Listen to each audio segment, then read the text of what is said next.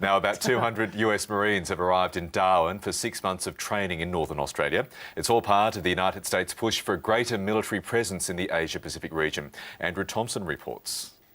The Marines have flown in from Hawaii. Most are in their early 20s and have previous combat experience in Afghanistan. They were quickly escorted to Robertson Barracks on the outskirts of Darwin. It's the second contingent of Marines to be deployed in Darwin, following Prime Minister Julia Gillard and President Barack Obama's 2011 agreement to enhance Australia-America defence cooperation. They'll also take part in joint exercises with Australian and Indonesian troops. The federal government is studying the social impact. Global players in the natural gas industry say Northern Australia is poised to capitalise on Asia's growing demand for energy.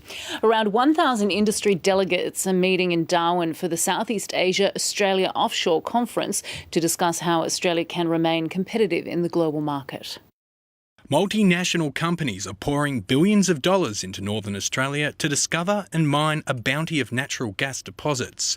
Japanese company Impex is flying in. Because the Northern Territory, the community and Northern Territory government is very supportive. The United States Air Force is likely to send fighter jets to Darwin next year. A lobby group opposing the US build-up in the top end is concerned the move could make Darwin a target.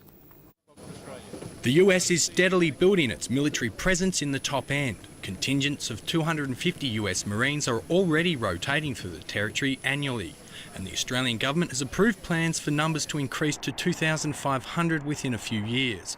Foreign policy budget briefing inside Parliament House. Outside, opposition was mounting at the rising cost of living since the government came to power. Show this government that they need to start listening. He had to say when he spoke to the ABC's Andrew Thompson.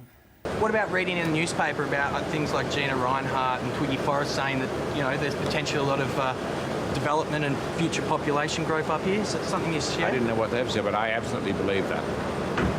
Can you tell us what you think about up here? I think everything north of the Capricorn is just can be expanded tremendously.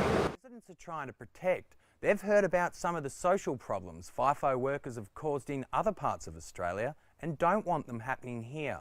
Federal MP Tony Crook has seen the social impacts of FIFO workers in his mining electorate in Western Australia. Last year, he sat on a federal inquiry into the issue.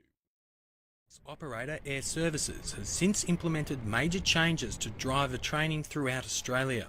Andrew Thompson, ABC News, Darwin.